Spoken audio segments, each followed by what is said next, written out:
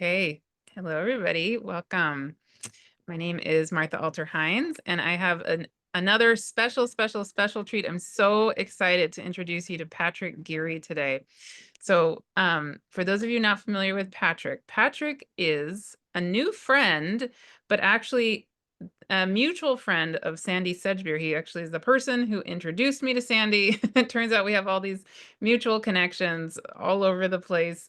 Um, and Patrick, in and of himself, is yet another jewel gem of a human astrologer. I don't even know what to call it. What I listed a whole set of adjectives and nouns the other day of I feel like you are a friend who is like a human, a being. It's like, what were all those adjectives? To me, you are an activator of magic and a keeper of kind of the grids of magic and possibility in existence. For me personally, that's how it's kind of manifested in my own life and connecting with you. But yeah, there are so many layers to who you are and the gifts you bring into the world and the gifts that I feel like you are meant to be part of, manifesting and holding space for in our world and for our globe over the coming decades. And just so much that I could say, and I will formally introduce you and tell people a little more about you in a second, but just in this moment, welcome, Patrick. And I'm so happy and excited to be having this conversation with you. And I know it's the first of many that we will officially have here on YouTube. So welcome. My gosh, thank you so much. And from your description, an activator of magic and many layered, it sounds like you might be talking about a Scorpio. Yeah, exactly. Right. So yes, let me give a little more of context for everybody. So today in this in this conversation, we are going to be talking about the magic and mystery and medicine of Scorpio, like the I think getting to the true essence of what Scorpio energy really offers for us, because as we all know, and as we will talk about, among the signs of the zodiac, I would say Scorpio is probably one of the ones that gets the worst rap or like has the worst the most difficult associations with it when we just go at the surface level. And there is so much more there. And Patrick has a humongous stellium of Scorpio planets in his own chart. And yeah, anyways, we're going to get into that in a second. But before we do that, I just want to tell people a little more about you, just to give them a little more background and context to some of these many layers of who you are. So, yes, so Patrick originally is from Virginia, which is the state that I grew up in when I was in the United States. I mean, I grew up all over the world, but I lived in Northern Virginia. You lived in Southern Virginia, and he originally went to Yale Law School, UVA, then Yale Law School became an attorney with the UN and did human rights work with children around the world. Am I getting all that accurate? You are. And I remember when we first connected, and I found myself looking at your website and just noticing how much we shared, not just our current love of astrology and our perspective on what's awakening in the world, but this long-standing interest in children and families and the relationship with government and justice and this real international bent. These are all issues that have been really, really close to my heart all along. And it's so nice to be able to bring those into astrology, to bring that same passion for, it sounds so cheesy sometimes, but for making the world a better place. I think Yeah. that's something I know sits very, very, very deep in both of our hearts, this real commitment to making this the paradise that it was meant to be. Yeah, literally, exactly. And to do it in a very grounded, um, emotionally intelligent, hopefully, hopefully to the best of our ability, uh, way that brings, impeccable integrity as we construct the world that we're here to really be part of and co-create all together, all of us. Yeah. Right. Yeah. Super beautiful. So long story short, and you can fill in any details you feel like are important to say, but so Patrick was an attorney with the UN, again, doing this work with human rights work with children's needs around the world, which parallels a lot of my own growing up, in around the world as well And as a kid, I was a kid of people doing work like that. But then I grew up and became a child therapist in the United States, and so yeah, so there's many overlaps there. Um, and then it's I think around a similar time to me, you began to transition out of that work and more into this astrology world and into more spiritually oriented work. Um, and now here you are as an astrologer and moving even more completely into the this level of work that's calling you. Is there any detail in there that you feel like needs to be added, or did I get anything wrong there? No, you covered it really well, and I guess the one missing piece is what's happened in between. So it was, I think, in 2017 when things really opened up for me. And one of the big things that shifted for me and why maybe I work now on this larger cosmic picture rather than specifically on children is that I also have my own children. So that's Yeah. something that happened in between is I had two young kids. So now so much of my focus and my energy around children is rather than being lived out on this global policy stage, it's being lived out in my house every Mm, day. And I know that's where I'm making the biggest impact. So that's one of the things I'm really passionate about too, is taking this broader understanding that we have and anchoring it in our lives where they are. So the biggest impact that I can have on children right now is with my own. wow. Beautiful. Yeah. And the big shift time for me was 2018. Yes. And then I focused on being a mom for, 2, 3 years during the COVID period. And yeah, anyway, so a lot of parallels there. But yes, beautiful. Okay. Um, so does that feel complete in terms of introducing you? And It does. awesome. Um, Okay, so Scorpio. Yes. So you have started your own YouTube channel, and I saw a video you did on the as we're recording this on Sunday, October 19th, 2025.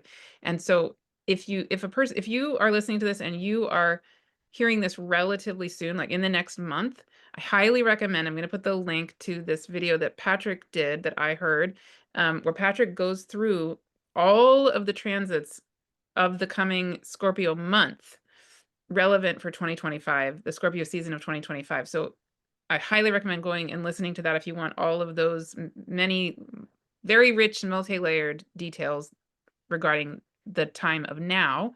And I'm sure we'll touch on some of that here. But in this video, we're really more going to take a broader view of what is the essence of Scorpio.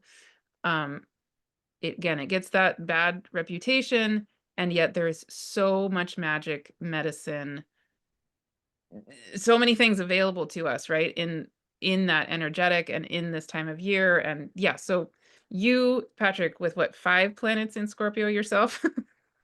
Exactly. I've got the Okay. sun in Scorpio, the moon, which is the ruler of my ascendant, sitting in Scorpio, Venus, Mercury, and Uranus. So it's quite a collection.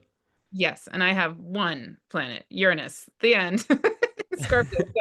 So yes, tell me, I would love to start with, what is your favorite thing about Scorpio energy? I'd love to start there. If that's easy. Ooh, that Yeah. is a wonderful question. And I'm going to answer it, but I'm going to answer it not with words. Oh, So, one of my favorite things about Scorpio energy is being able to feel it and to feel into this place that goes beyond words. So, one of the things that I do with Scorpio energy is I like to sit in it and sit with it. And it makes sense because Scorpio is a fixed water sign. So, it is a place of sitting and stability and digging in. And when I think about embodiment, I think about Scorpio and Taurus, and I think particularly about Scorpio. This came to me recently. Scorpio is a fixed water sign. So we're looking at closed water systems. And guess what a closed water system is? Your body. Our mm, bodies are made up of 80% water, or if you count, I think on a molecular count, it's like 99% of the molecules in our body are water molecules. So we are these walking lakes, and that's Scorpio. mm, So, in order to really get in touch with that and to feel into your body, there's a place I like to go in my body. It's the root. And mm, that root is it's at the bottom of the perineum. So it's in between the genitals and the anus. And it's really funny to even think about those words and how we talk about them in society. So you mentioned that Scorpio gets a bad rap, and you think about the parts of our body that hold the most shame, that we are legally required to cover these parts of our body. We can't even show them in public. We use other slang words for them as insults to other people, and it's considered indecent. So there's a lot of like layers of social, religious shame that have been placed over these areas that Scorpio rules. Of course, these are also places of pleasure, places of tremendous pleasure, and they are places of deep self-knowledge. And it makes sense to me if you think about, what our societies have been like for thousands of years, that maybe we've been denied access to the knowledge of who we are. So, if you're game for it, Martha, I would love to take us down to that place and just sit in it for a little bit and have that be my answer to what's my favorite thing about Scorpio. Awesome. Can I and we could table this for, maybe after we do this, but I'm just noticing we talked about before we started recording, kind of we're mentioning this, and I realized, wow, we think of Taurus as being embodiment, right? But we forget, oh, wow, maybe Scorpio as more of the water element is also a different version or a different side of embodiment, just like I think we forget that the earth herself is largely water. It's mostly water. I mean, there's more ocean than land in terms of the surface area of the globe. And I was just reflecting as you're talking, we think of Taurus as being about pleasure. I've never Mhm. flipped it and thought, wow, no, Scorpio is too, right? Like, So It anyway, I would love is. to come back to that maybe if it feels right, but Yeah, yeah. absolutely. Mhm, And I think those two go together so well. I think of that really as that axis of embodiment, and maybe Taurus is more the earthen parts of our body, the mhm, more solid parts, as opposed to the liquid parts that are moving all around. mhm, And yeah, the pleasure point is a really interesting one. Scorpio is so often associated with taboo pleasure or forbidden pleasure or buried pleasure. And again, those are those places that we literally cover up and hide from the world. So, mhm. what's it like when we can also accept Scorpio as a gateway to pleasure? Wow. Right. And Taurus is more the pretty, quote unquote, pretty side of pleasure. Like it's right, more accepted and more right. Yes. Many layers here. Okay. Many layers. Yeah. Awesome. So, if you like, I invite you to close your eyes, and anyone who's watching, if you're in a place where you can, I invite you to close your eyes. You don't have to close your eyes. You can do this without, and just locate your attention down in the perineum. So that's that place. It's the root of your awareness, the root of your body, and it's going to sit just about halfway between your genitals and your anus. So really just put your attention there. And what often happens, and you can notice if this is the case for you, because this is a place where we don't get to spend a lot of time, where we're discouraged from spending time, we might feel like our awareness is there, but it might actually be hovering above that place. So I just want to invite you to imagine maybe that there's a shaft that's connecting where you've located your awareness with the true root. So, really, that base of who you are. And to just imagine that you're in an elevator and that you're descending down to that place. Maybe you can feel with each exhale how you're sinking deeper and deeper, knowing that it's safe to go down. Anytime the elevator stops, just allowing it to stop, just breathing, remembering it's just you down here, just letting it descend, whatever the right speed is for you.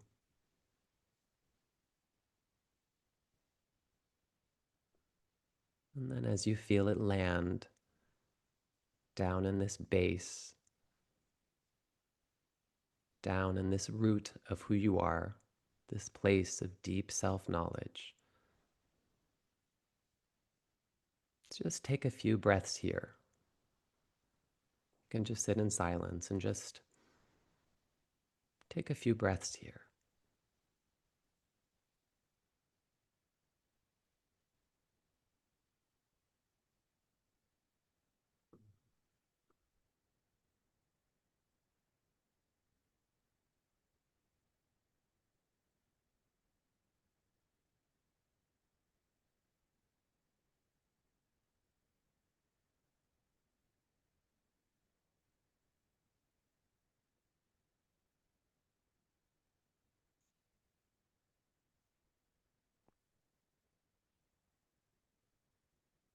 And just noticing that there's nothing to do here.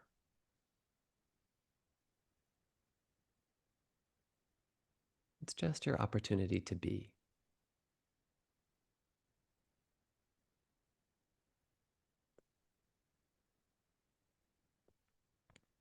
And maybe you can just imagine that awareness,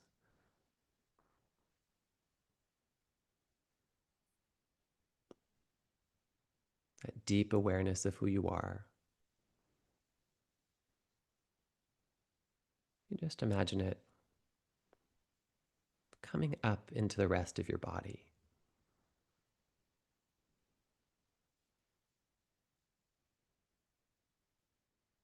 Filling every single cell of who you are, just with this deep remembrance.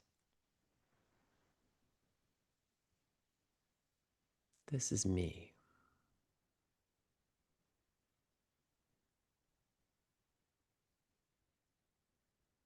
This is me.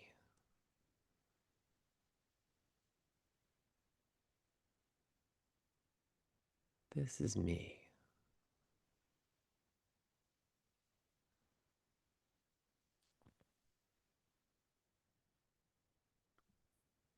And then when you're ready, from this place of stillness,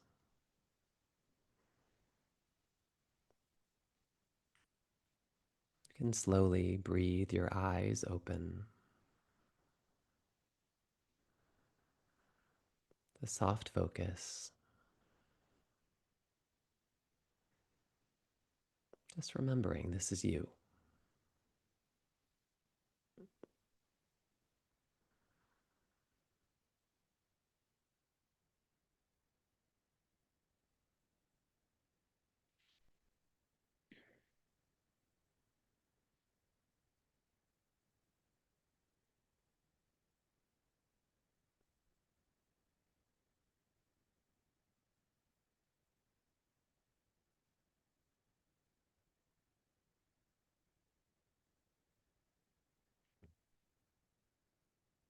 Thank you.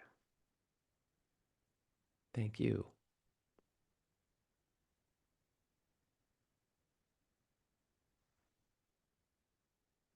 So that's my favorite thing about Scorpio. Wonderful. Feel it.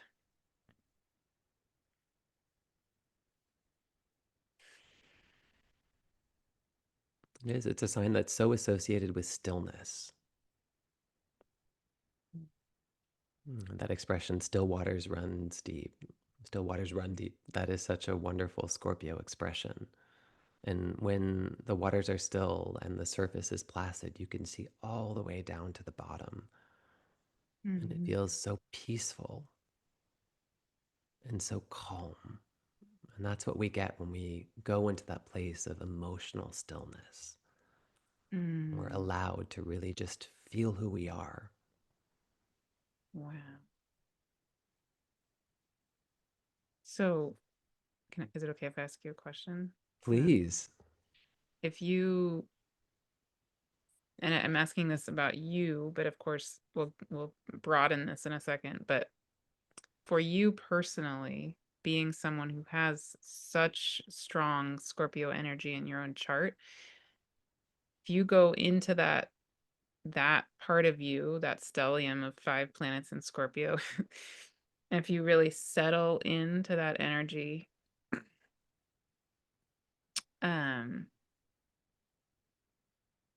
kind of when you find the gifts of it, right? Like, I mean, I'm sure just like with any parts of any of our charts, there are layers that maybe there are some more difficult sides to it, or there have been challenges or whatever. I mean, and that's there as well. And if you want to feel called to speak to that, that's fine too. But I'm wondering, like just when you're talking about the stillness, the emotional stillness opportunity in that energy, it is such a contrast to what we think of as a stereotype with regard to, let's say, a moon or a Venus in Scorpio. We think of like emotional manipulation, we think of drama, we think of, I mean, the Mhm. exact opposite of what we just experienced or what you're describing. So I feel like you're a treasure trove right now of Scorpio possibility, you know? And so like, yeah, so again, if you just drop into your own being such a scorpionic being on a certain level, not that we are our charts, but you get the point. Um, yeah, what are the gifts there you feel in yourself, and how would you describe that? Yeah. For me, it has such a wonderfully alchemical quality to it because it is moving through that territory that you describe. And that's territory I have absolutely moved through in my life, that turbulent, emotional, broody or moody quality you can get in Scorpio, the rumination. If I find myself stuck in the turbulent waters, just going around and around, just continually like upsetting myself in these loops, right? Holding on. Again, it's fixed energy. So holding on to emotions. So Scorpio is wonderful at holding things in place. It's why it's also so associated with integrity. But we can hold jealousy in place. You Mm. know, we can hold hatred in place. We can hold anything in place. So it's remembering that we can also hold joy in place. We can hold peace in place. So for me, Scorpio is that invitation. And again, we've talked about like the many layers and the kind of the digging down or the desire to look below the surface, because that is what is always below the surface, right? Eventually you get to source. And source is pure love. It's pure consciousness. It's bliss. So Scorpio is a pathway down to that by looking at all these layers that we have put on that obscure that pure energy that lives within us that comes in at the root. Wow. I'm feeling, even though I've been saying we're going to talk more broadly, and you've already done a video about the current transits, I'm feeling called for some reason. You tell me if you want to do this or not, to bring up the current chart, because not so much to make this specific to now, although we can talk about now, but to use now as an example of like what I'm feeling in myself is, we're going to have the sun entering Scorpio this week. We already have Mercury and Mars in Scorpio.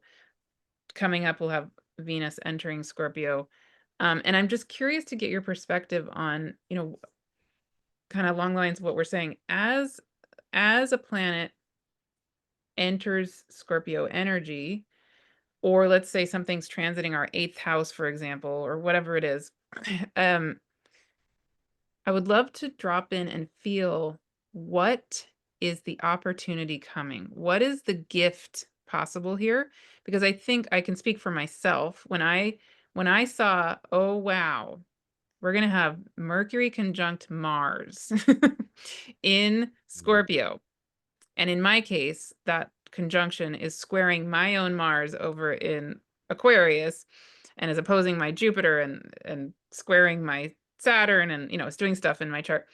A part of me went, right? A part of me was uh sorry, I just froze. It's really weird. Am I there we go. Can you see me and hear me? I can. Moving a lot of energy. It Yeah, happens. that was really funny. I demonstrated freezing and then my screen froze. It's really That's spectacular. yeah, that was really, really interesting. Okay, and it's almost doing it again. Anyway, so yes, I mean, part of this energy, we think about Pluto and we think about even the mm, on a astronomical level, we know this about Pluto, the planet, that because it has such an elliptical orbit around the sun, there is time in the orbit of Pluto around the sun that when it comes much closer to the sun, it thaws. And when it's farther away from the sun, it freezes.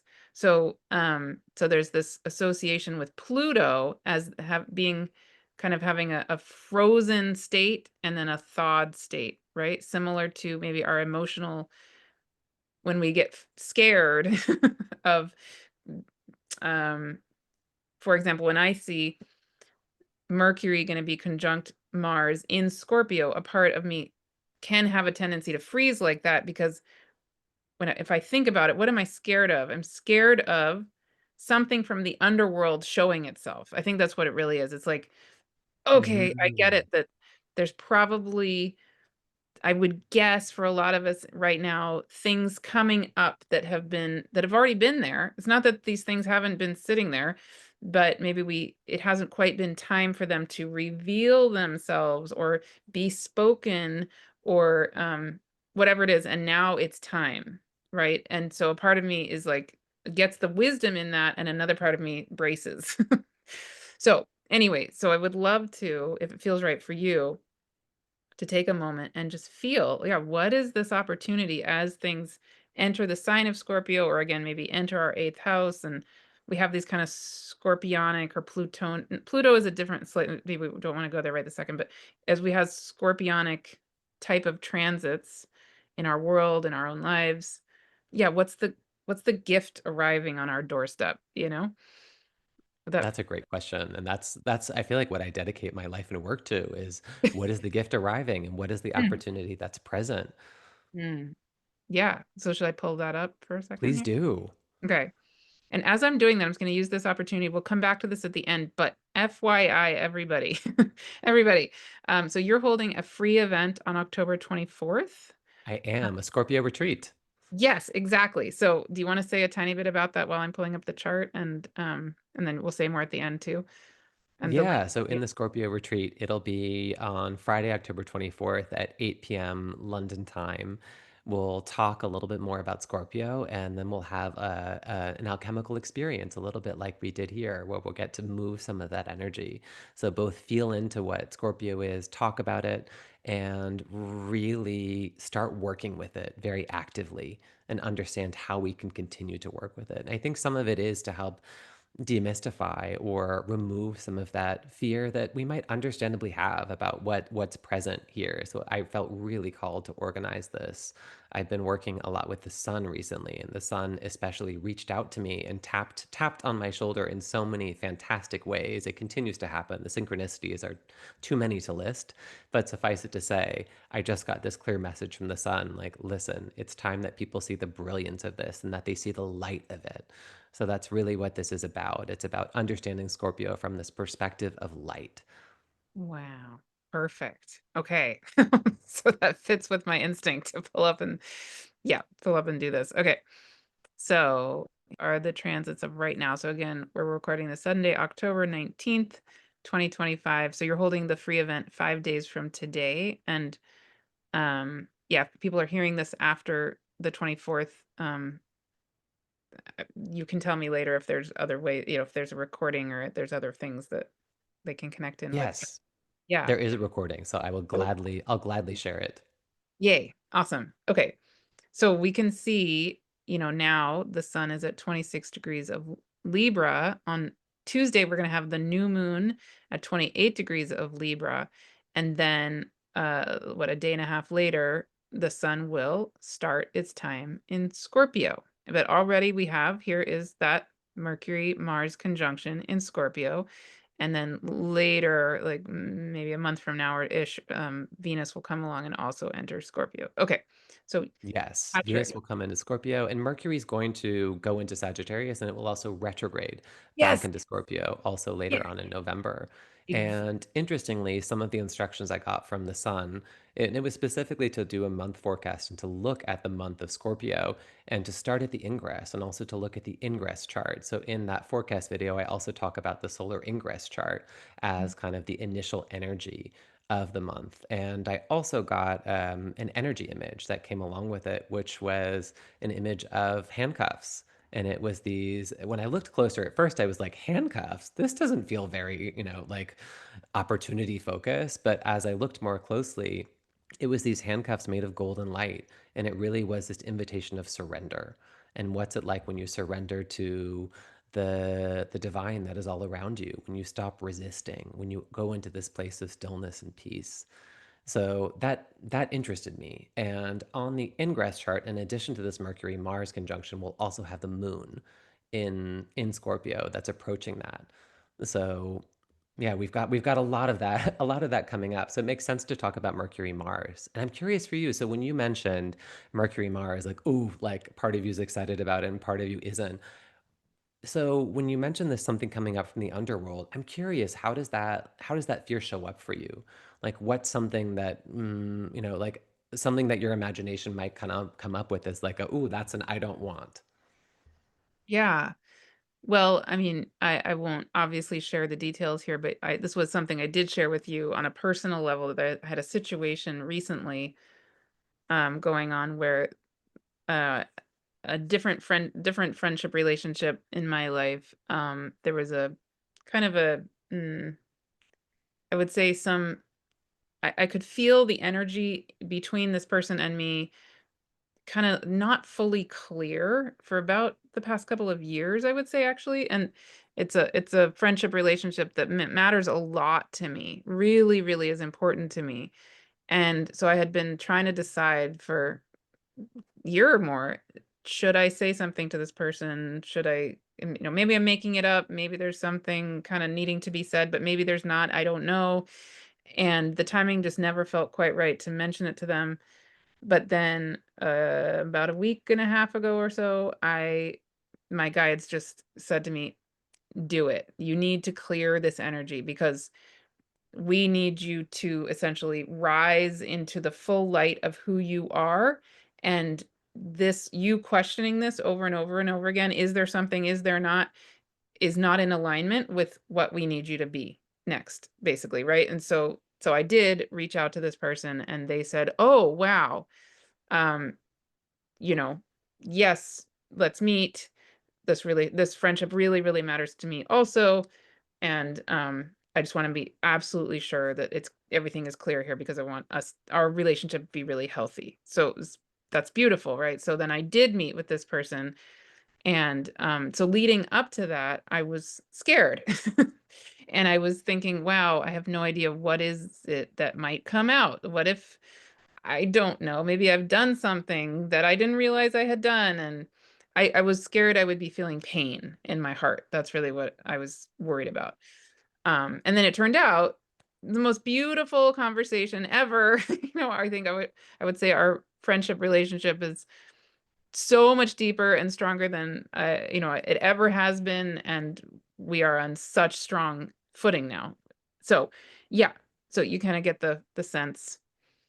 Yeah, absolutely. And one of the things I love is when you talked about having a fear of something emerging from the underworld, but you also already had this awareness that there was something sitting down there that didn't feel right anymore. So it's not coming from anywhere outside of you. It's you becoming aware of there's something that's sitting in me here that doesn't feel comfortable, where something doesn't feel right in some way. And it's time that I take action. And that's also kind of a wonderful Mars in Scorpio. I think Mars generally is kind of a prompt to take action. And I like to use or look at the traditional rulership system in which Mars would be considered the ruler of Scorpio.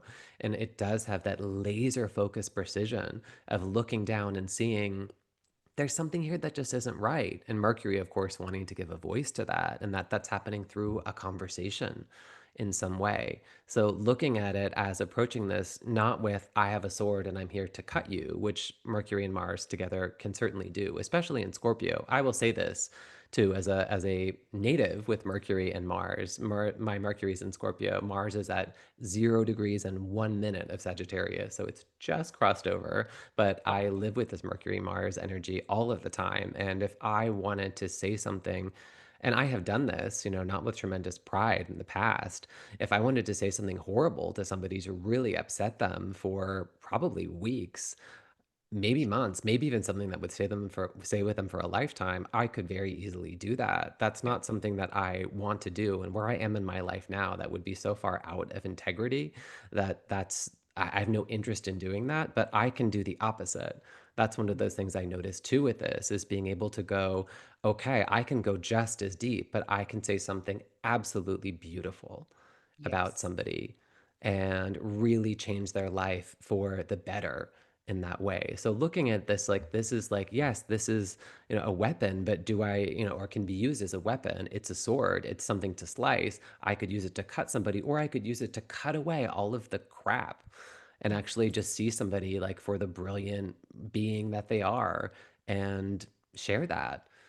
Right. So I think there is I that more than maybe more than with any other sign with Scorpio, there is that real ability to transform through perspective. Beautiful. And to see, would you say it's accurate? Scorpio energy has the ability often to see to the depths of the person's soul, in a sense. Exactly. And maybe that is that perspective shift is when you've really seen someone's soul. I'm sure you have this with your clients. If you work with somebody and you connect with someone, I've never seen anyone who I wasn't like, you are perfect just as you are. Oh, Like, yeah. I love you. You are such a blessing. You are such a gift. And if only you could see you the way that I see you. So Yes. when you're really connected with that Scorpio energy and being able to say, like, listen, like you may have all of these stories running about yourself, and none of them are true. Like, Right. what is true is that you are 100% perfect, and we are so lucky that you are here. And if you can really hold that emotional integrity and deliver that message clearly, it is so powerful. I think Mhm. so much of what I do, the work that I do, is just really holding that for people. In some ways, like it doesn't really matter so much what I say. If I'm looking at somebody and I'm looking through them all the way to that divine essence and just continually saying, and I will find myself saying this sometimes when someone is speaking, just, I love you, I love you, I love you, I love you, you're perfect, you're perfect, you're perfect, you're perfect. Just holding this deep emotional space that allows for that soul connection. Wow. Right, and I experienced that from you this past week with regard when I was asking your advice about something else personal, and you came back to me with basically that exact reflection, and I felt it go deep into my soul, fundamentally help something just switch inside of me, and I went, "Oh, yeah." So, I mean, first of all, thank you very much for that. But yes, feeling that as a Scorpio, gift, that feels Well, so thank you for trusting me. That is mm, something I'll say a lot as like a as a diehard Scorpio. mm, Um, People really tend to trust me, and they trust me with good reason. We talk about Scorpio and we talk about secrecy, and of course, secrets can be used to manipulate. They can be used to play games. Sometimes they can also be fun. Like I like to watch a good mystery. They're a delight seeing the truth get revealed. But when I think about secrecy, I also think about intimacy. And it didn't occur to me until very recently that most people don't keep secrets. Like they can't hold a secret. That if you tell them something, like if I were holding a surprise party and I told someone, like 95% of the people I know would like let it slip to somebody or kind of let it go out. And it's not to their fault. It's just it helped me realize, oh, I'm different than that. Like I am like a vault. I don't reveal things that people tell me. I can't even imagine breaking confidence in that way.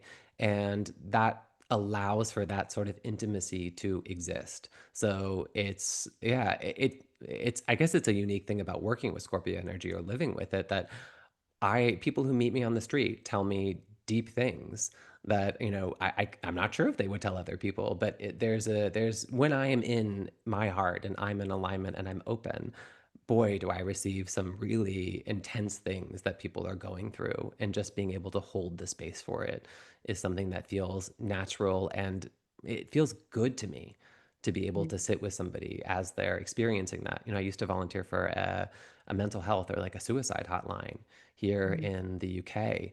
And there was so much training around it and talking about how difficult it was to be with people in these moments. And for me, it was like, I mean, sure, things showed up, right? But it was like, this just makes sense to me.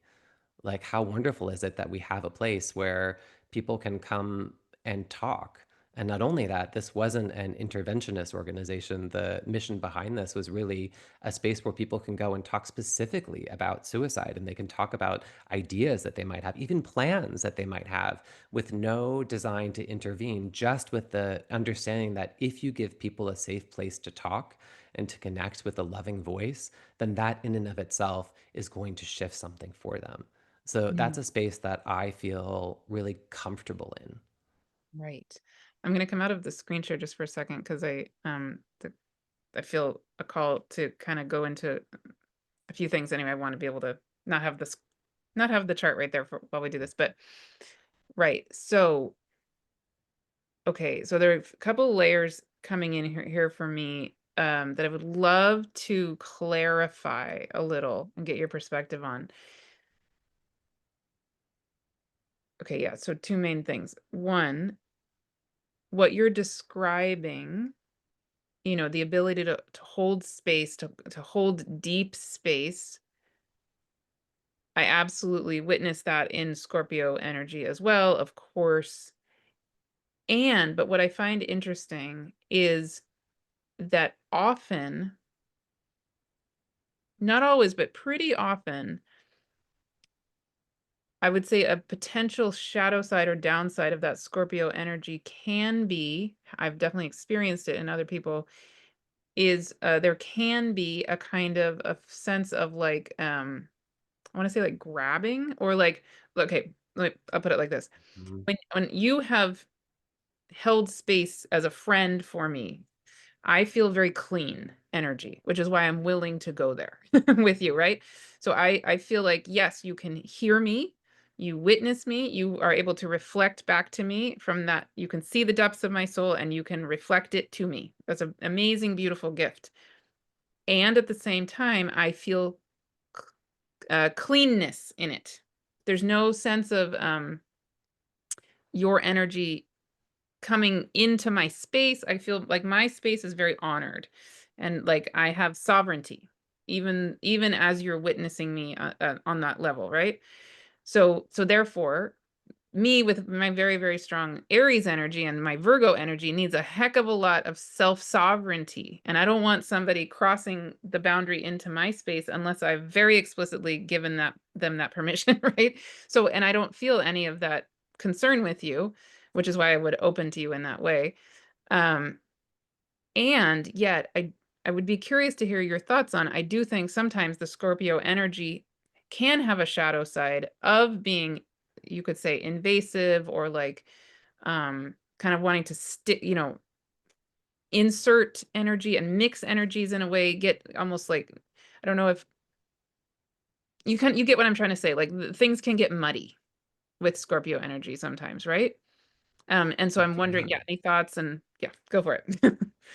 Right. Well, and what I'm seeing almost is like a harvesting of emotional energy Oh, of, I want somebody to be having a bad time because if they're having a bad time, then we can get closer because I can be here for yes. you when you're having a bad time and tell Manipulative. me, Yeah, exactly, right. I want to drag you down into this space where I am. And now that we're down here, we can be close. And that can get into some of the alliance building that you'll see, and I'd say if you were in a denser pattern of Scorpio or working with that energy, that is how alliances would be built. It's through, I would come to you and say, look at that person over there. Do you really trust them? You can Right. trust me, but can you really trust them? Happy. Driving people apart through Yes. creating intimacy with me around negative Oh, or judgmental expressions. big no.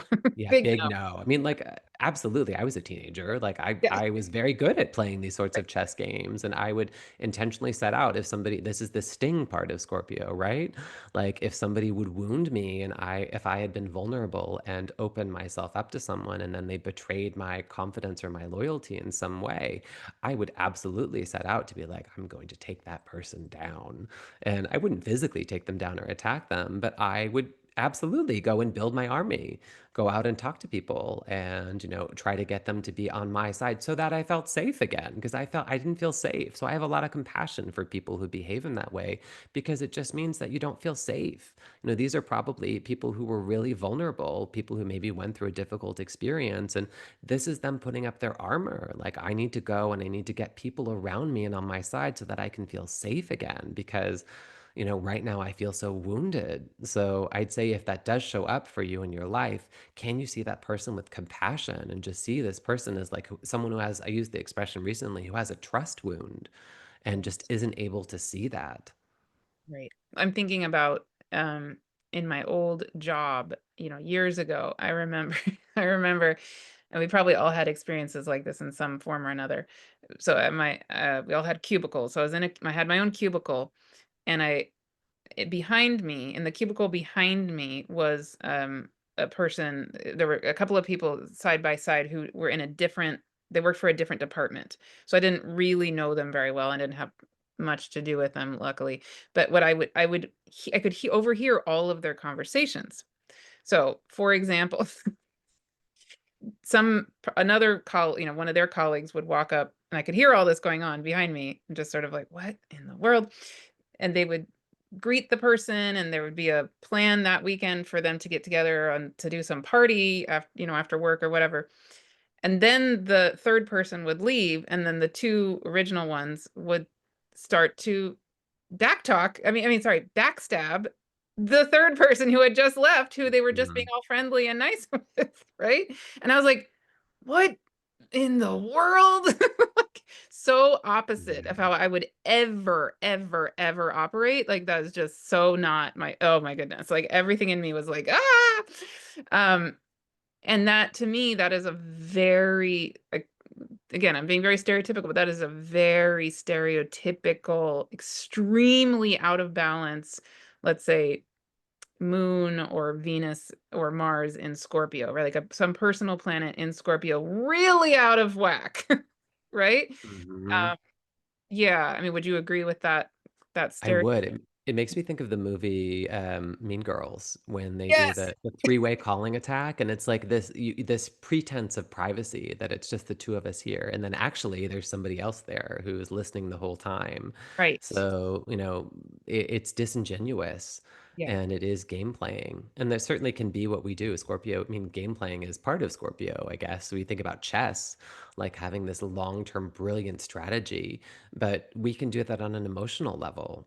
Scorpio is an energy and we can work with it however we wish to. So, yeah, if you wanted to work with Scorpio to create those sorts of scenes, you could. And also, as you move more into emotional integrity, you will not be doing that. yeah, So rest assured that it's safe to work with Scorpio if you're really coming at it from this place of an open heart. And I feel this sometimes because I feel the energy of that constellation. And we are in relationship with all of the things that are in our cosmos, and that includes Scorpio. And so I also want to say to you and to everyone who's watching that when you work with Scorpio energy and you work with it from a place of love and light, you are sending that up to Scorpio. Like, you are helping Scorpio work through its own shadow body.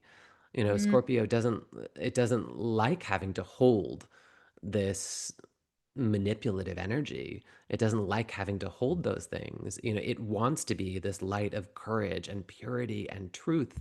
So when we act that way as people, this is what we send up to Scorpio. So we're also helping Scorpio alchemize itself.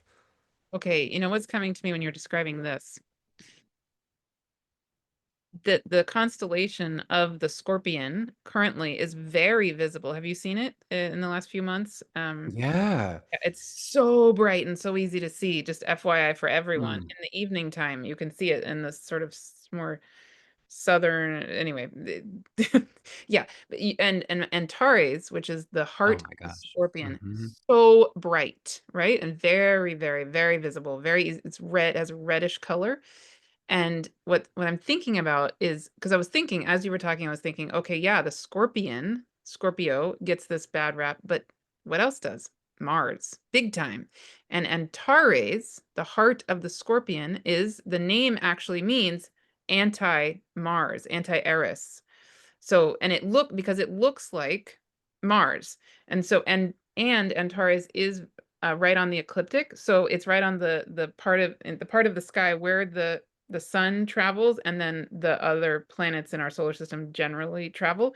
So my understanding of the name Antares comes from uh when Mars passes by Antares, something about the relationship of Mars and the star Antares being in competition. I don't really understand Mhm. what the whole etymology is, but anyway, the relationship and the comparison of Antares, Scorpio, the Scorpion, and Mars is just really fascinating, right? That I've thought about that a lot with the planet Mars, that we have, in a sense, sent up all this negative connotations. We get scared when we're having a Mars transit. We think it's causing war or violence or blah blah blah accidents, blah blah blah, right? And I have channeled Mars. I've channeled all the planets for my astrology course. And the very first time I channeled Mars a couple of years ago, I felt in my own self, I don't not really so much from Mars, but in my own body, deep, powerful grief for the misrepresentation we have perpetrated against this being, basically, right? Anyway, so I'm just like putting that all together. Whoa, Antares, and you're talking about the Scorpion, and yeah, um, Yeah. yeah, Absolutely. I felt that too. I felt it a lot with Saturn, and it's there with Mars too. These are some topics that we're just uncomfortable with, that we have negatively and judgmentally labeled and assigned to these planets, right? If you think about Mars being responsible for anger, for one thing, and we're not comfortable with anger. We don't recognize anger as a valuable emotion that lets us know that there is a need that isn't met, or there's a boundary that has been crossed or violated in some way. So we demonize it, and then we project it onto this being that then has to hold the energy for it. And that's not kind. It's not helpful to us, and it's not helpful to Mars. yeah. Um, I'm also thinking too about Antares. I know it's one of the four royal stars of Persia, and it gets associated with Archangel Uriel. Mm, And I had an experience, it was a few months ago, where I felt my energy merge with the energy of Archangel Uriel. And I've worked with a lot of the archangels, especially the four that are associated with the royal stars. This was the first full-on merger I felt, where I felt myself looking at the world through Uriel's eyes, and I had been curious, why would Uriel be associated with Antares and Scorpio? And when I was in that state, I had the most penetrating X-ray vision I have ever seen. It was like being able to look through anything and just see, this is what the issue is. Like, this is where the snag is.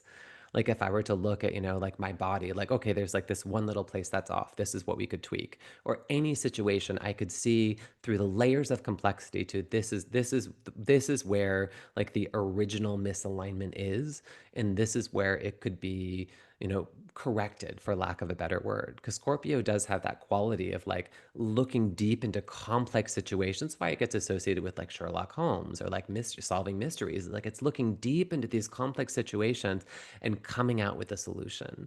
And I felt that energy in Uriel in a way that suddenly it made sense to me. that's amazing. Wow, there's so much there. So much there. Um, I would love to talk a little bit just about specifically Mars in Scorpio. Does it feel okay to kind of go to that for a sec? Yeah.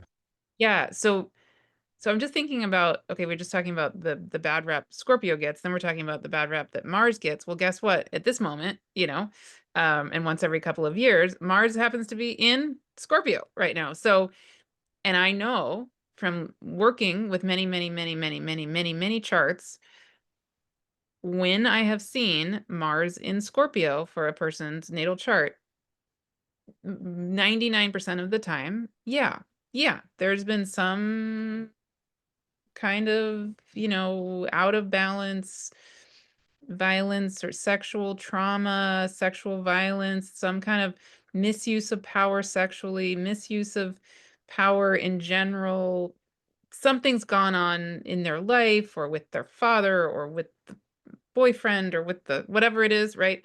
Um, yeah, and I'm thinking about I've done a lot of work with I would say reframing and helping to hold space to help us all reframe Capricorn energy and Saturn energy. And I really have like an embodied sense of the I would say the more difficult shadow layers of those energies. And then also, when we really hold healing space for it, the ultimate potential in those energies, that which I would name as kind of the wise elder part of ourself, right?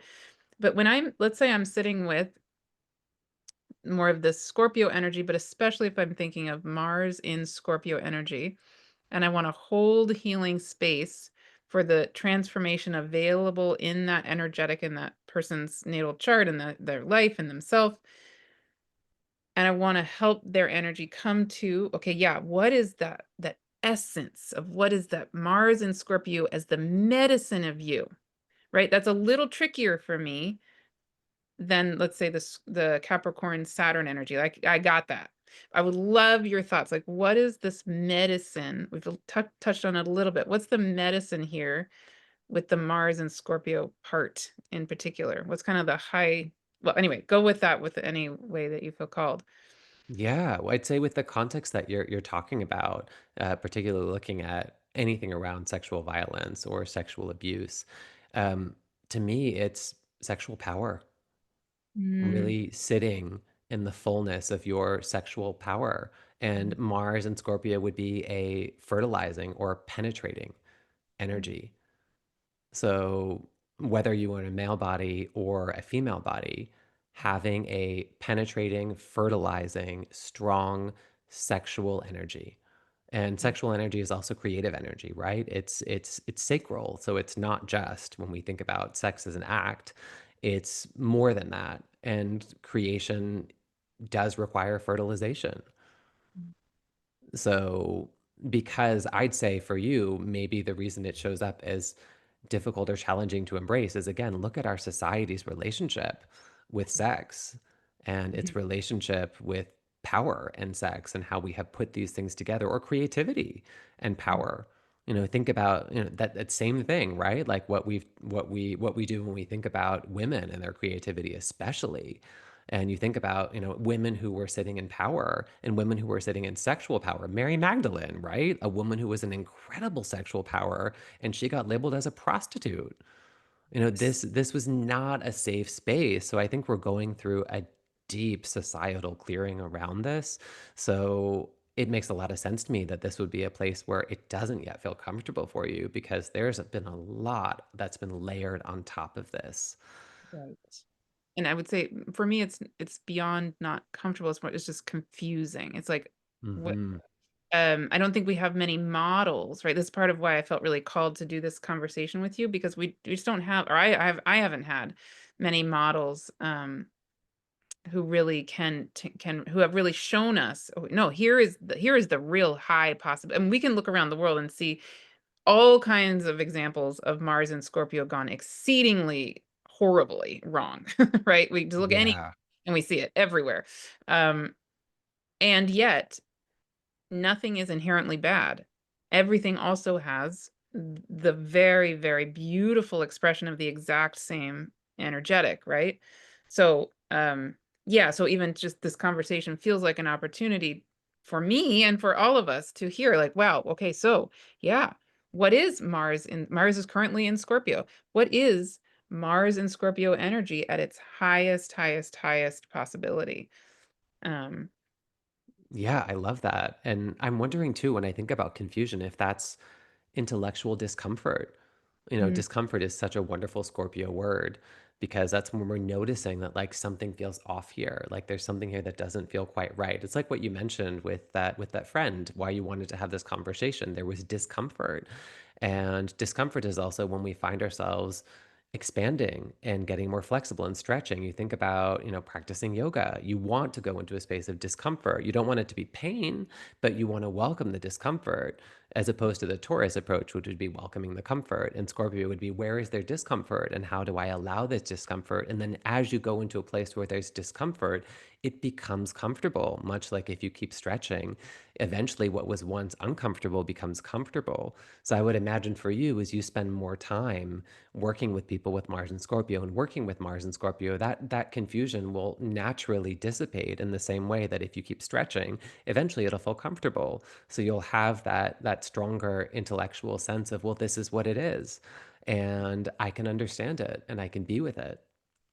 Right, so long as we are also listening to our bodies, right, listening to that intelligence, like with stretching, for example, if we just yank it and, like, Exactly. We tear don't it, want, that's yeah, not the answer. totally. We don't want pain. Like No. we don't want pain. And Mhm. that can be something with Mars and Scorpio, or Scorpio generally, is the intensity. Like I really want to have, the fullness of this experience. And I have absolutely experienced that over the course of my life, like chasing intensity. Mm. It can be almost addictive, and Scorpio can be a place where we see things like addiction because, again, we're holding something in place. So if we're holding intensity in place and thinking that we need to always go deeper, we need to always go all in, and we need to push ourselves because we can see that the goal is over there and I need to be there now. That's where I find that Taurus medicine of be patient, like allow for things to unfold. And the Mars and Scorpio is like, I have my eyes on the bullseye. And once I remember that I am the bullseye, that I am the arrow, like I am the bow, I am all of it, I am already there. If you can locate yourself at the finish line and just allow for it to unfold, allow for things to reveal themselves in divine timing rather than like poking the bear. And that Scorpio energy can definitely be like, I'm just going to keep digging and digging and digging and digging until I hit a power line. Because eventually you will. If you just keep going down, you're going to find like you're gonna get zapped. So Mm. can you actually, keep your eyes focused, know what the goal is, and then allow for it to come to you so that you don't have to fry yourself along the way. Yeah. I would love to come back to this in a second. I just wanna finish up with one thought from a minute ago, because it feels important. So, I'm thinking just taking a step back to, let's say, a person with a natal chart where there's a Mars in Scorpio, and I'm thinking in particular of women, who I've known who have Mars in Scorpio, and what's pretty typical, I would say, with a lot of women with Mars and Scorpio, maybe men also, but or people of any gender. Um, but with women and with Mars and Scorpio, often they will have had a father or a boyfriend or a partner or a husband or a whatever who have maybe been violent or, yeah, sexually manipulative in some way. They've experienced often some kind of really out of balance way that power has been wielded against them, or their power, they have felt disempowered in some sense, right? Pretty often. So, and then let's say they're now in their 40s or 50s or 60s or 70s, and they no longer have that situation in their life. Um, and now there's this opportunity. Instead of having, so wherever the Mars is for somebody who has been raised as and identifies maybe more as the feminine, often that Mars energy will have been something outside of that manifests in a person Mhm. outside of them, right? So so then what we can work with in that Mars energy, if it's been manifesting more as a man out there, is that okay, but this is in my chart, right? This is a part of me. So we can now re-embody our own Mars energy. Um, and so in helping a person, let's say a woman to do that, who has that Mars in Scorpio, I often sit with, okay, so what is so she yeah, it's like I would love to hear a little more from you of what is that, like embodying her own power clearly, right? Like finding that deep soul level power of her, so it doesn't have to come at her from outside, right? Like say, do you want to say a little more about what that feels like as you sit with that question? What would that be for a person, maybe? Yeah, I mean, for me, what's coming up is embodying your desire. Beautiful. Embodying your desire and then also satisfying your desire, knowing Mm, that you have the capacity to satisfy your desire. This is my desire and I'm going to satisfy it. right. That can be a really wonderfully safe place to start. before going into this is my desire and I'm bringing you in as part of me to help me satisfy it. Right. Right, especially if a person, again, stereotypically, if, let's say a woman has Mars in Scorpio in their own chart, often, stereotypically, they may have had experiences where an other, usually typically a male person, will have had such intense desire that the woman's or the girl's sense of what she wants or needs is totally just ignored and obliterated, right? And so probably Mhm. often that person would not have had the freedom or the safety to even realize she does have desire or need or any of it. Um, yeah, will. Yeah, Yeah. if you're an object of desire, then you don't get to experience what it is to desire. Mm, So, as you say, kind of drawing that back in and really sitting with the wonderful power of desire. yeah. And I'd say too, drawing in that Mary Magdalene energy. There is so much right there. That's so beautiful. Yes, a Yeah. safe feminine energy Mhm. that I can really, yeah, I'm kind of getting this image of just Mary Magdalene like on a motorcycle, wearing leather, just kind of like riding up this mountain at like top speed. Again, it doesn't have to be desire, doesn't always have to be sexual, but like right, it's a creative desire. So totally. it's fun to work with it in a sexual way. You can also work with it in other ways, but that's just that wild freedom, that embodiment of this wild freedom of desire that can be this real powerhouse Mm, experience. It just launches us forward into our lives. yes. And what I'm feeling in that, again, I'm just, imagining women I have worked with who do have that Mars and Scorpio, and it's like I feel this joy and excitement in me wanting to reflect for them. Like, yes, not only do you have desire, but you get to feel it. You get to name it. You get to go do it. You get to be it, right? Like you get if you like, yeah, feel it in your body, the joy and the excitement. Yeah, I want to whatever. I mean, I personally would hate to ride a motorcycle anywhere ever ever. But I don't know, let's pretend you want to ride a motorcycle up a mountain. Um yeah, you get to do it. Like awesome. Um, and that's your own self-sovereign right and ability and, all these Mars things, right? Like, um, yeah, and letting it land in the body. Again, I'm loving Scorpio as embodiment and emotional embodiment too, and there's an element to that that feels really important. Yeah. Yeah, it's something I've been aware of, and then suddenly just the literalness of astrology, which always amazes me. It's like, oh my gosh, we really are these walking lakes. Wow. And Yeah. the more that we know about water, I don't know if you follow Veda Austin's work Yeah. or if you've run across it at all, but just the power that water holds. That I mean, water is source. It's not a resource. It is source, and water holds our vibration. It holds our frequency and what we say, how we treat ourselves, what our experiences are. It's all floating around and circulating. Mhm. Yeah. Um, Keone Hanley talks about, similar to Veda Austin, but anyway, his so for anybody who's not familiar with Keone, probably everybody here watching is, but I'll just say so he's, a wisdom keeper of ancient Mu or Lemurian or Hawaiian tradition.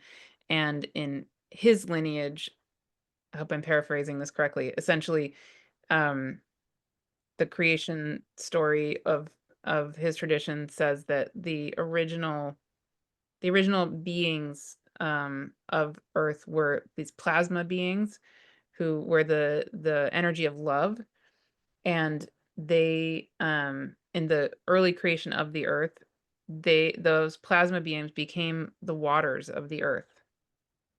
So the energy of love essentially transformed into the waters of the planet, and that's what's Wow. circulating. Yeah. I'm sure there's way more that I'm missing in on, trying to paraphrase Keone, but, yeah, same, like, beautiful. I mean, that if we think about, and actually Keone is quite scorpionic too. That's, very ooh, I just thought about that. I just thought about that. Wow, someday you and Keone will connect. Yeah, um, wow, what if we think about whoa. What if we think about Scorpio as the circulating waters of the origin of love of our planet in our bodies. Wow, that's What? a really powerful thought. What? What in the world? My gosh, and now I'm thinking too about what's circulating in the waters on our planet, and Right. just aware too of the, I guess, things that we can label as toxins, but what's floating out there, and knowing how those are also floating inside of us, which is really an interesting thought. And to become aware of the just what we were talking about, that sort of emotional toxicity that Wow. can be present, and how the water and what's happening in our global water supply is really bringing to light, what's been going on in our collective emotional body, and how this is a deep cleansing and purification as we appreciate more what that water is. And Scorpio has that quality of purification. There's one of my favorite metaphors, which would work well for Scorpio. I don't, have you ever, do you know Denise Linn's work? Mm-mm. Denise Linn she's amazing. Everyone check her out. It's Linn is her last name. I met her work through a wonderful and magical synchronicity. This book, is it Past Lives, Present Dreams is the name of it. I found it. It was a rainy morning, and there were 5 books that were out on the walk to where my kid's nursery was, and 4 of the books, they were all put out in this like brick pillar. 4 of the books were wet, as you would expect. This one, not a drop of water on it, and had this picture of this woman who looked like she looked like she was on Beverly Hills 90210. She looked like she had this like early 90s styling. Anyway, I was like, I have to pick up this book. It was one of the most profound books I've ever read. And in it, she gives a metaphor, and she talks about how, if you imagine that there is like a still pond, and then there is like an aquifer that's delivering fresh water into the bottom of the pond. And as it does, the mud starts to rise up. Everything starts to rise up, and the water gets really muddy and cloudy, and everyone freaks out because they're like, "Oh my gosh, like this one still pond is like it's so gross and ugh, it's like swampy." Another Scorpio metaphor. But really what's happening is this wonderful purification process is that fresh water is coming in from below, and then as everything resettles, then you get that stillness above, but now the water is actually clean. And she used that as a metaphor for what's happening on Earth, that we're having this kind of fresh water, this like fresh energy that's emerging in. And this is what the waters on Earth look like right now. Is they look very muddy. They look like they're full of these toxins because we're aware of what they are now. It's all being drawn up to the surface. That's what Scorpio does. It draws things up to the surface, and it's drawing it up through the light of source. So just continuing to trust that this is what's happening, and continuing to be that fresh water and kind of draw it up and draw it into our global water supply, which is also us. Like we are part of the global water supply. We are part of the water cycle. So really remembering that, again, when you do personal alchemy, when you transmute old emotional energy, you are also doing that for everyone. You are doing that for our collective water that unites us.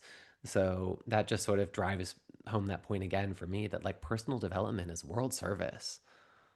Mm, right, and again, I'm thinking about, if we imagine that water, that fresh water flowing into that pond being, um, literally the flowing, original love of our planet, right?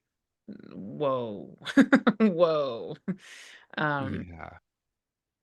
it takes on such a different, completely different perspective of, we see the mud rising, but it's pure love flowing as the waters, pushing it up. So it's a literal act of love happening. It is. And it's like a fertilizing energy too, right? If you think Mm, about that Mars and Scorpio, it's like it's introducing something new into the system and having it flow in. wow. Okay. So I'll give you a choice. We can either it's very late for you because you're over there in England and I'm over here in California. We can either bring this to a close, or I can take us down a one more question route. You up to I'm easy. If you have a question, I guess the Scorpio and me would always be you. curious what the question is. So I'd say give it a voice. Okay. And then you can take it however you want, and yeah, make this as short or as long as you want. So yeah, so the last component I would love to hear your thoughts on is something we kind of touched on briefly before we started recording, which is the relationship between the really the grand cross of Scorpio, Taurus, Leo, and Aquarius. So I'm curious about that in general, but I'm curious very specifically because right now, obviously, we have all at this time of year, every year we have all this scorpionic energy very alive. And this year we happen to also have Mars in Scorpio, so it's even extra, extra, extra alive.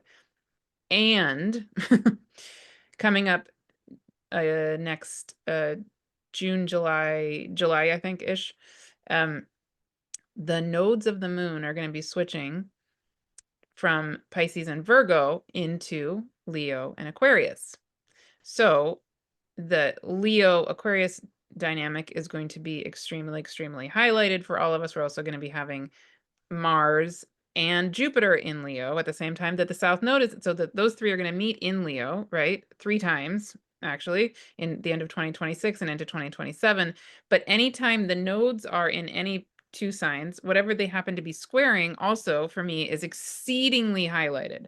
So as the nodes enter Leo and Aquarius, then also Scorpio and Taurus will be squared by the nodes, and therefore everything in the sign of Scorpio and Taurus will be getting, I feel it like lifted up for healing, for yeah, whatever it's needing. Yeah, so that whole dynamic of all four of those signs is going to be really alive in the second half of 2026 and all of 2027. And so I've been really sitting with, okay, what is that highest potential in all of us? And I think we could, do another conversation where we just maybe do a deep dive just into this, but I would love to even just get your initial feelings on that.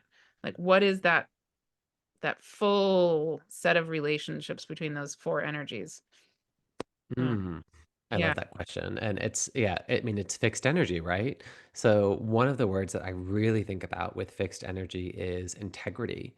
Yeah. And we could think about it from a Leo perspective, the integrity of your passion, of your inspiration, from an Aquarius perspective, the integrity of your thoughts, of your beliefs, the mental space, the Taurus perspective, the integrity of your body and of your relationship with the earth that we share in this physical world. And then with Scorpio, I think about emotional integrity is what's being really activated here.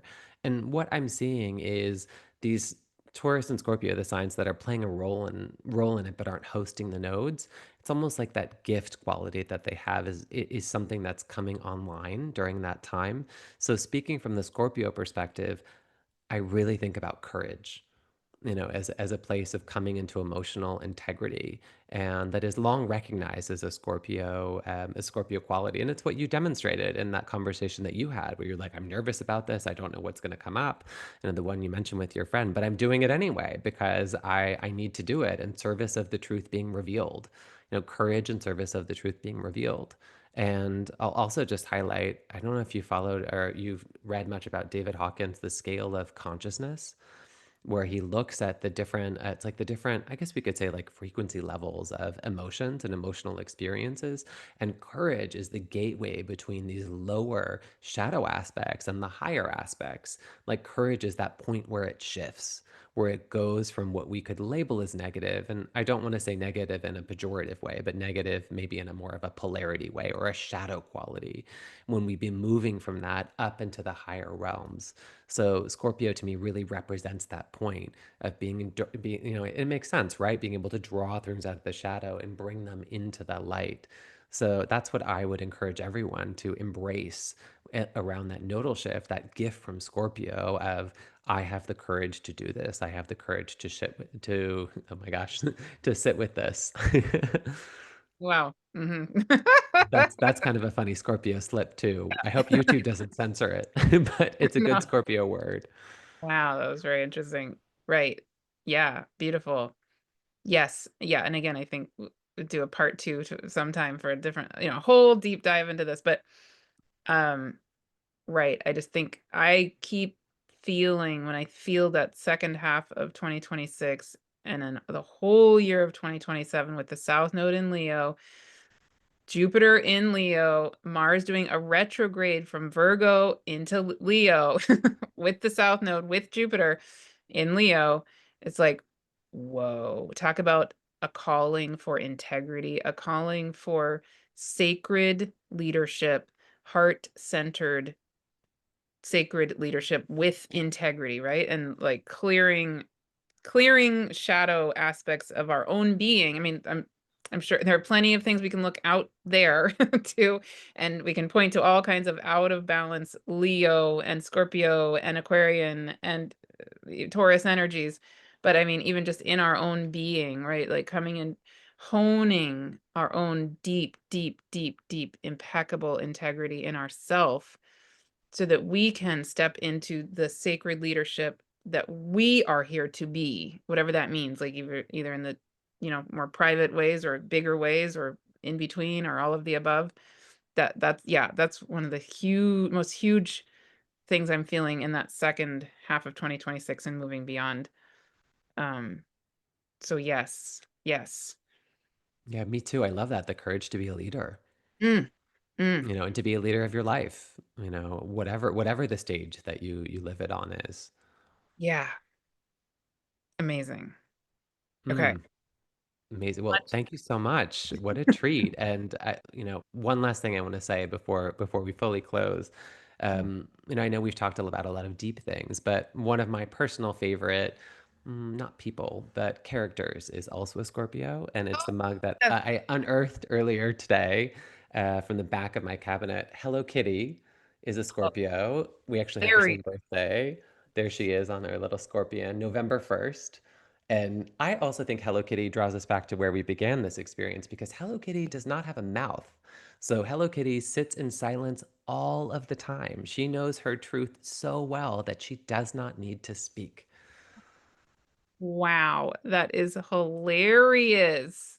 Yeah, uh and I was saying and you were saying that she was actually her birthday is what, November 1st, Mhm. 1977? Yeah, Right. And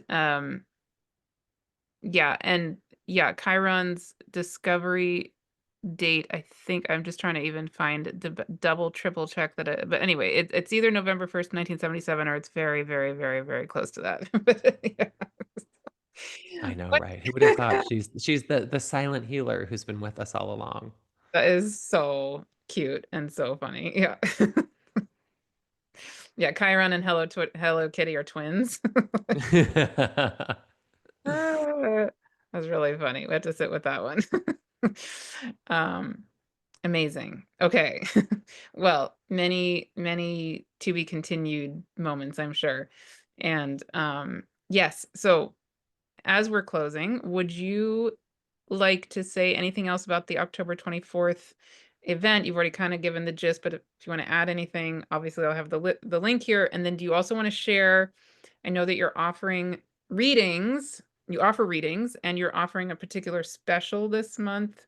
And anything else you want to share with us? Things, anything you want to share? Thank you. Yes, please do join for that October 24th event if you're around, and you can follow me on Substack. I write weekly.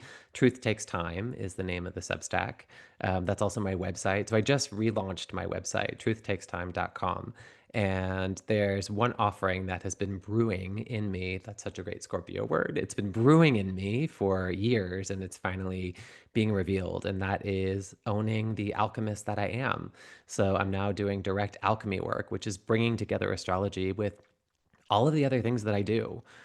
So working with light, working with angels, I do energy work. I change people's lives. I change my own life in the process. You've changed mine. So thank you. Literally. You've changed mine too. And it's time to really have the courage to own that. That I get to work with people in the space of beautiful and fantastically glorious creative transformation. And Mm. it's one of my deepest joys. So I'm now doing alchemy work very directly. And as part of this, I am going to offer, if you book during Scorpio season, it's a purpose and possibility session, which is 2 hours together. So it's really getting to look at your astrology, getting to understand it, getting to see who you are, to feel who you are, to see the opportunities that are before you, to really tap into what would be your highest path, and then to help you energetically align with that. So I'm going to offer that for a very reduced rate of £222. That's the number that came to me. And again, I'll send you the link so you can share it, and I'd be delighted to work with people. It's magic for me, and I want to be clear. When I guess I mean when I say I'm changing people's lives, what I really mean is I'm changing my own life. We're all in this together. There's no separation, and being with somebody. This is maybe the true joy of Scorpio, being with somebody when they are experiencing that opening into who they are, the revelation of the truth of what they bring into the world. Maybe this is every astrologer's secret, right? Like I get to experience that too. And it is so magical to be in that space and to witness it. And so I feel so inspired by working with people. It's like they are mirrors showing me what is also possible for me, because, we really are all in this together. Well, yes, and I would as you're talking, actually, it's bringing up another component of I think that Scorpio, Aquarius, Leo, Taurus energetic, because what I just reflect that what I've experienced with you, Patrick, is we've never done official sessions together, right? But just in meeting and sharing about our lives and really holding space for what is the magic that's trying to awaken in the world together. There's a lot we're working on behind the scenes that I don't think we're quite ready to talk about yet for to announce to the world or anything, but a lot going on behind the scenes where we both and other people are feeling a calling of really the light grid of existence waking up in a whole new way and like converging back together and and and life itself calling to all of us to do what it is we're here to do, to create new earth or whatever words you want to put to that, right? And I think you and I, what I experience with you is that you're very, very, very tapped into that light grid of existence. Like it feels like you can see it, you can feel it, you witness it in me and in existence. And then you have helped me because I can see it, I can feel it. I'm pretty tapped into it myself, but it's like you've served as a mirror to me because it's a rare thing for me to come across another person who feels it in a similar way. And so you've helped me to recognize it in my own life and for it to light up in very powerful ways that yeah, have shifted my life has shifted, very, very quickly. Uh I think partly by getting catalyzed by these conversations that we've had, and then we've connected with other people, and then it's like the light grid is just doing its thing, and you're a humongous part of what has helped me to be in contact with that in very new and exciting ways and grounded ways. So when I imagine you holding sessions for people, what the part of why I feel really called to support you in that and endorse you in that, which is very rare for me to do, is because I feel like you are both grounded, um tapped in, and then you're able to witness for people themselves in a way that, yeah, that brings in, that holds the possibilities of magic that are right here, that are alive, um and just waiting in a sense, right? So anyway, I don't know Oh, if I well, said that thank right. you. Yeah. You have and it's I guess it's so wonderful. It comes back to another Scorpio metaphor. I was just kind of having that feeling like it is for me is, "Hey, let me just reach out and turn that light on." Like, I'm Oh, just gonna reach over and turn that light on, and then you get to see who you are. yes. And, if also when I turn the light on for you, I'm also turning more light on in me. Yeah. So, recognizing that too. Beautiful. Yes, exactly. That is what I've experienced with you. Yes, precisely. And that's what we're all here to do for each other, each in our It own. is. Yeah. Yeah, and again, that's my wish for everyone this Scorpio season is turning that light on, finding the courage to reach into the shadows and just flip the switch. Oh, It can feel just like that conversation you have with your friend. You can feel so nervous of it's gonna like, I don't know what am I gonna see? What am I gonna see when I do it? Just be brave enough to turn the light on. mm, yeah. Amazing. Okay. Um, great. Any last thing or any way you feel called to close our time together or anything? Just tremendous gratitude. Thank you so much. It's been a real treat and such a pleasure. Yay. Same. And please, everybody, share with us anything and everything that's come alive for you. I'm going to guess that a lot of you watching this video, if you've watched all the way to the end, probably you have your own Scorpio eighth house stuff going on in your chart. And I would love to hear, yeah, how is this resonating for you? And definitely sign up for Patrick's free event on October 24th because I'm sure it's going to be amazing. So again, it's 8 p.m. UK time, which would be probably noon Pacific time. Noon Yeah. Pacific, it's 3 Eastern, and 9 p.m. if you're in Europe. Yes. Beautiful. And then, yeah, sign up for these sessions and whatever else calls to you. And yay. Okay. Wonderful. Thank you. Thank you. Thank you. See you all soon. Thank you.